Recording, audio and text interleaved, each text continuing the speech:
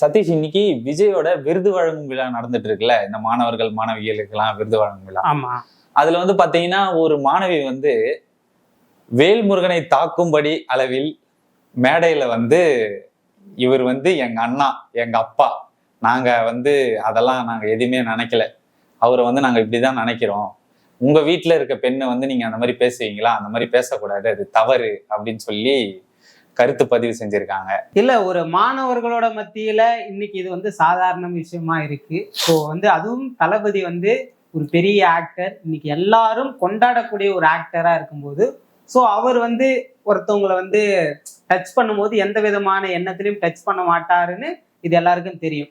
இருந்தாலுமே கூட குழந்தைங்களுக்கு வந்து ஸ்கூல்ல இருந்தே குட் டச்னா எது, பேட் டச்னா எதுன்னு சொல்லி கொடுத்துட்டு இருக்காங்க. இப்படி இருக்கும்போது வேல்முருகன் அவர்கள் வந்து தவறான விஷயத்தை எதையுமே வந்து குறிப்பிட்டு சொல்லல. அதுவும் விஜய் வந்து இப்படி தொட்டு பேசுறாரு பாருங்க, இது தப்பு அப்படின்னு அவர் சொல்லல.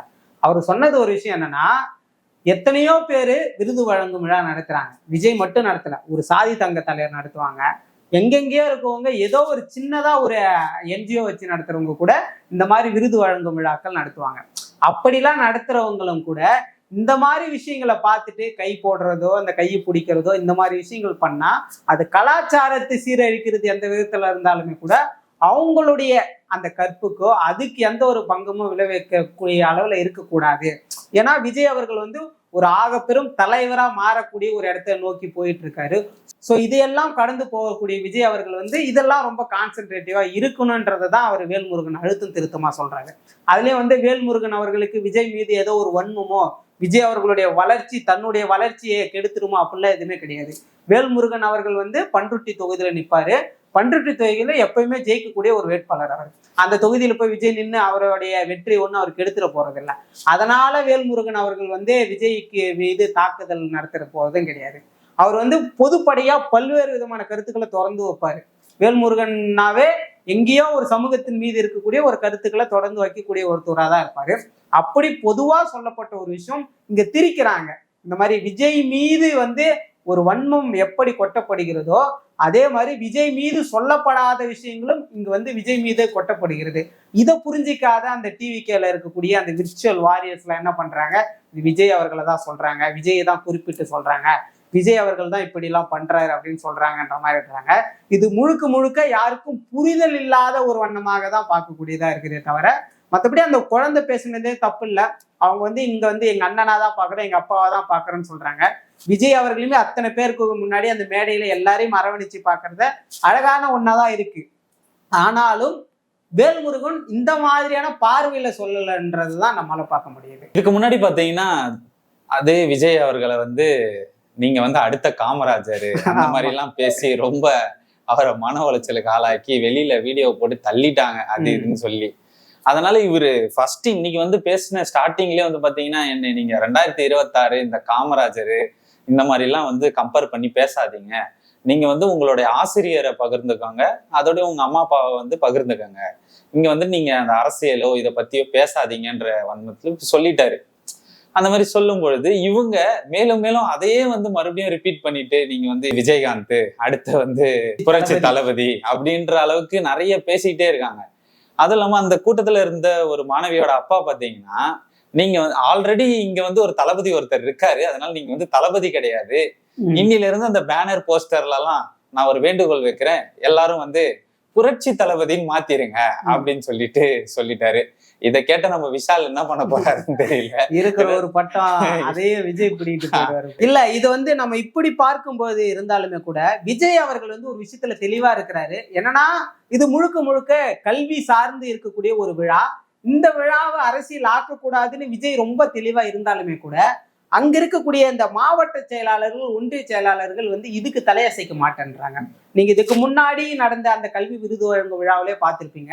நிறைய மாவட்ட செயலாளர்கள் இந்த இங்க அழைச்சிட்டு போறாங்கல்ல, அவங்க எல்லாம் வந்து ஏன் என் பேரை சொல்லல, அந்த பொண்ணு பாரு அவங்க மாவட்ட செயலாளர் பேரு சொல்லுது இல்ல, நீ ஏன் சொல்லணும்னு அழைச்சு சொன்னதாகவும் இங்க நிறைய செய்திகள்ல வந்ததை நம்ம பார்த்தோம். அப்ப என்ன விரும்புறாங்கன்னா, உன்னை நான் செலக்ட் பண்ணி உன்னை நான் தளபதி பார்க்க கூப்பிட்டு போறேன்னா அதுக்காக என் பேரை நீ சொல்லணும்னு அந்தந்த லோக்கல்ல இருக்கக்கூடிய பொலிட்டீஷியன்ஸ் விரும்புறாங்க. இதுதான் அவங்களுக்கு இருக்கக்கூடிய அரசியல் நாகரிகமான அறிவா நம்ம பார்க்க முடியுது. அப்போ விஜய் அவர்கள் வந்து ரொம்ப கான்சென்ட்ரேட்டிவா இருக்காரு. இது வந்து கல்வி சார்ந்து இருக்கக்கூடிய ஒரு இடத்துல நம்ம அரசியலை மையப்படுத்த கூடாது அப்படின்னு பாக்குறாரு. அதே மாதிரி முழுக்க முழுக்க என்ன மட்டுமே இங்க முன்னிறுத்த கூடாதுன்னு பார்த்தாலுமே கூட கீழே இருக்கிறவங்க அதை ஏத்துக்க மாட்டேன்றாங்க. நீங்க நல்லா யோசிச்சு பாருங்க, விஜய் அவர்கள் வந்து சொன்னதுக்கு அப்புறம் அவங்க மத்தவங்க எல்லாருமே அந்த இடத்துக்கு போய் பேசியிருக்க கூடாது தானே, ஏன் பேசுறாங்க? அப்ப என்ன அர்த்தம்னா முன்னாடியே சொல்லி வச்சுட்டு வர்றாங்க, இந்த மாதிரி நீங்க போய் விஜய் முன்னாடி இப்படி பேசினாதான் நீ டிவியில வருவ, உன் முகப்பெரு. இப்ப 2000 3000 பெண்கள் வந்துட்டு மாணவர்கள் பரிசு வாங்குறாங்கன்னா 2000 பேருமா நியூஸ்ல வராங்க, அதுல ஏதோ ஒரு 50 பேர் 100 பேர் தான் வராங்க, நல்லா பேசுறவங்க தான் வராங்க. அப்ப இப்படியே சொல்றாங்க, நீ போய் கவிதை பேசு, இந்த மாதிரி பாட்டு பாடு, இதெல்லாம் ஓகே, நீங்க தான் அடுத்த முதலமைச்சர், நீங்க தான் எல்லாம், நீங்க தான் அப்படின்னு தொடர்ந்து இந்த மாதிரி விஷயங்கள்லாம் லோக்கல்ல இருக்கக்கூடிய பொலிட்டீஷியன்ஸ் ஏதோ ஒரு அஜெண்டாவா கிரியேட் பண்றாங்க. இதனால ஏதோ ஓட்டுகள் வந்து குவியிற மாதிரி, இதுதான் வந்து நம்ம ஏரியால இங்க பார்ப்பா நம்ம ஊர் பொண்ணு ட்ரெண்ட் ஆகிறது மாதிரி அந்த லோக்கல் பொலிட்டீஷியன்ஸ் வந்து இதை எடுக்கிறாங்க. இதை வந்து விஜய் வந்து ஆரம்பத்திலே வந்து தவிர்க்கிறாரு, ஆனாலும் இது பண்ண முடியல. அப்ப முழுக்க முழுக்க அந்த கட்சியே கட்டமைப்பு இல்லாம செயல்படக்கூடிய ஒரு விதத்துல இருக்கு. இதை வந்து விஜய் அவர்கள் வந்து ஆரம்பத்திலே கிள்ளி விடணும், இல்லைன்னா இதுக்கு அவருக்கே மிகப்பெரிய ஒரு அவப்பெயரா இருக்கும். இதெல்லாம் ஒரு பக்கம் இருந்தாலுமே கூட விஜய் அவர்கள் வந்து ஒரு விஷயத்துல தெளிவா சொல்ல மாட்டேன்றாருன்னு தான் நம்மளால பார்க்க முடியுது. ஒரு குழந்தைங்க ஒரு வருடம் முழுக்க படிக்கிறாங்க, தன்னுடைய அப்பா அம்மா எவ்வளவு கஷ்டப்பட்டு தன் குழந்தைய படிக்க வச்சிருப்பாங்கன்றது விஜய் அவர்களுக்கு நல்லா தெரியும். அப்படி இருக்கும்போது அந்த குழந்தைகள் மேடைக்கு வந்து என்ன சொல்றாங்க, நான் இவ்வளவு நல்லா படிச்சு முதல் மதிப்பெண் எடுத்ததுக்கு காரணமே விஜய் அவர்களை பாக்குறதுக்காக தான். அப்போ அவங்களுடைய அப்பா அம்மாவுடைய உழைப்பு அங்க வீணாகுது, அவருக்கு சொல்லி கொடுத்த ஆசிரியர்களுடைய உழைப்பு அங்க வீணாகுது, அந்த பள்ளியினுடைய ஒட்டுமொத்த உழைப்புமே அங்க வீணாக்கப்படுகிறது. அப்போ வந்து ஒரு நடிகரை பார்ப்பதற்காக மட்டுமே நீங்க படிக்கிறீங்கன்னா இது வந்து எந்த விதத்துல நியாயம்? அப்ப உங்களோட படிப்பே வந்து இங்க வந்து முற்றிலும் ஒரு கேள்விக்குறியாதான் இருக்கு. அப்ப மாணவர்களுக்கு இந்த மாதிரியான ஒரு விஷயத்தை வந்து விஜய் அவர்கள் ஊட்டக்கூடாது. இப்போதுல இருந்தே இந்த மாதிரி நீங்க நல்லா படிச்சீங்க, அதுக்காக உங்களை நான் பாராட்டுறேனே தவிர நீங்க என்ன பாக்குறதுக்காக படிக்கல, உங்க அப்பா அம்மாக்காக படிச்சீங்க, உங்க பள்ளிக்காக படிச்சீங்க, உங்க ஆசிரியர்களுக்காக படிச்சீங்க, உங்க நலனுக்காக படிச்சீங்கன்னு விஜய் அவர்கள் வந்து அழுத்தம் திருத்தமா சொல்ல மாட்டேன்றாரு. ஏன்னா விஜய் அவர்கள் வந்து குழந்தைங்களா அப்படியே ஜெல்லாகி பேசும்போதெல்லாம் நல்லா தான் இருக்கு. இருந்தாலுமே கூட இதெல்லாம் வெளியே வந்து அந்த பசங்களுடைய மனநலனை பாதிக்கப்படக்கூடிய விஷயமா இருக்கு. என்ன ஒண்ணுமே இல்லைங்க, பக்கத்து வீட்டுல 2 பசங்க இருக்காங்க, ஒரு குழந்தை போயிட்டு விஜயை பார்த்துட்டு போட்டோ பிடிச்சிட்டு வந்துருச்சு. பக்கத்து வீட்டுல இருக்க குழந்தை அப்பா அம்மா என்னன்னா இருக்கும், நீ நல்லா படிச்சதுன்னா இன்னைக்கு நாங்களும் விஜய் கூட வந்து மேடையில நின்று இருப்போம் அப்படின்ற ஒரு பிம்பம் வந்துடும். அப்ப இங்க என்னன்னா, இதுக்கு முன்னாடி எப்படி வந்து ஒரு நீட் தேர்வுலையோ ஒரு நல்லா படிக்காமலோ இங்க வந்து எத்தனையோ குழந்தைகள் இறந்து போறாங்கல்ல, நாளைக்கு என் தலைவனை என்னால பார்க்கவே முடியலேன்னு ஏதோ ஒரு அசம்பாவிதம் நடந்தா என்ன ஆகுறது? அதனால இப்பல இருந்தே இதெல்லாம் விஜய் அவர்கள் தவிர்த்தா அவருடைய கட்சிக்கு மிகவும் பலமா இருக்குன்னு தான் பார்க்க முடியுது. இப்ப பாத்தீங்கன்னா தொடர்ந்து புரட்சி தலைவர், புரட்சி தலைவி, புரட்சி கலைஞர்ன்ட்டு வரிசையா பாத்தீங்கன்னா ஏடிஎம்கேவையே வந்து குறிப்பிட்டு சொல்ற மாதிரியே இருக்கு. எனக்கு தெரிஞ்சு அது வந்து ஒரு கூட்டணியில அமைக்கிறதுக்கான வாய்ப்புக்காக தான் இதை வந்து முன்னிறுத்துறாங்களோ? இல்ல, இது கூட்டணி அமைக்கக்கூடிய ஒரு விஷயமா நம்மால பார்க்க முடியல. அதிமுகவையே இல்லாமல் செய்வதற்கான வேலையை விஜய் அவர்கள் பார்க்கிறாரோ என்ற ஒரு பார்வை இருக்கு.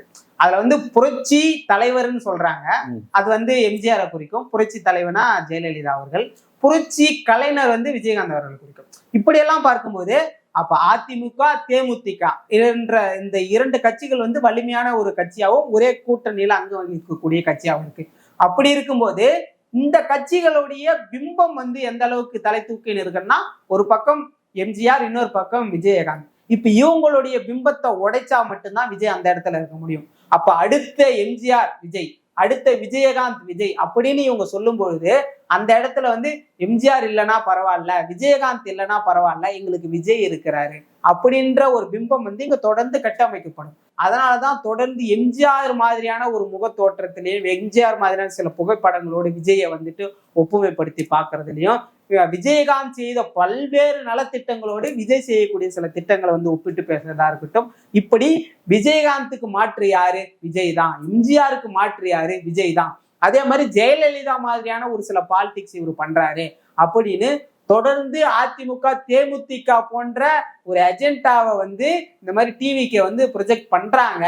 ஆனா இது எந்த அளவுக்கு கை கொடுக்க போகுதுன்னு சத்தியமா தெரியல. காரணம் என்னன்னா, அதிமுக ஒரு வலிமையான தொண்டர்கள் அடங்கிய கட்சியா இங்க வந்து தொடர்ந்து இருந்துட்டு இருக்கு கிட்டத்தட்ட 50 ஆண்டுகளா. அப்படி 50 ஆண்டுகளாக இருக்கக்கூடிய ஒரு கட்சியை அழித்து விட்டு விஜயால் மேலேறி வர முடியுமா என்று கேட்டால் நிச்சயமா முடியாது. விஜயோட அதிகபட்ச எண்ணமா இப்ப என்ன இருந்துற போகுது அப்படின்னா, எப்படியாவது 2வது இடத்தை பிடிச்சிடணும். 2வது இடத்தை பிடிச்சிட்டோம்னா நம்ம வலிமையா இருந்துடலாம். விஜயகாந்த் மாதிரி ஒரு 29 எம்எல்ஏ நம்ம கிட்ட இருந்தாங்கன்னா அப்ப எப்படி திமுகவை பின்தள்ளி தேமுதிக முன்னாடி வந்ததோ அந்த மாதிரி இப்ப அதிமுகவை பின்தள்ளி நாம முன்னாடி வந்துட்டோம்னா தமிழகத்தில் 2ஆம் கட்சி தாவேகா. அப்போ தாவேகா வெர்சஸ் டிஎம்கே இதுதான் வந்து போட்டியா இருக்கும். 2031 நம்ம ஈஸியா ஜெயிக்கிறதுக்கு வாய்ப்பு இல்லைனாலும் மீண்டும் எதிர்கட்சி தலைவரா அப்படியே நம்ம பயணிச்சிடலாம். அப்ப அதிமுக பாஜக கூட்டணி தானா அழிஞ்சிடும். அந்த இடத்துல நாம 2வது இடத்துல இருந்துடலாம். அதுக்கப்புறம் நமக்கு பின்னாடி தான் எல்லா கட்சியும் வரணும். இதுதான் வந்து விஜய் அவர்கள் போடக்கூடிய ஒரு திட்டமா இருக்கு. ஆனா இதுக்கெல்லாம் அசைஞ்சு போறவங்க அதிமுக நிர்வாகிகள் கிடையாது. ஏன்னா அதிமுகவின் தொண்டர்கள் கட்டமைப்பை வைத்து பார்க்கும்போது அவர்கள் வந்து டிவிக்கே உடவா மிக மோசமா இருக்கிறாங்க. டிவிக்கு கட்டமைப்பே இல்லாத ஒரு கட்சியை விட இங்க அதிமுக வந்து ரொம்ப கீழே இருக்கிறாங்களா அப்படின்னு பார்த்தா நிச்சயமா இல்லை அப்படின்னு தான் சொல்ல முடியுது. சோ விஜய் அவர்கள் வந்து இன்னும் தேர்ந்த பண்பட்ட அரசியல்வாதியாக மாறணும்னா ஒரு சில விமர்சனங்கள் உங்கள் மீது வைக்கிறாங்கன்னா அதுக்கு மீண்டும் கருத்து சொல்லுங்க. அதற்கு வலிமையான கருத்துக்களை சொல்லுங்க. இங்க சமூகத்துல இருக்கக்கூடிய பல்வேறு விஷயங்களை பத்தி பேசுங்க.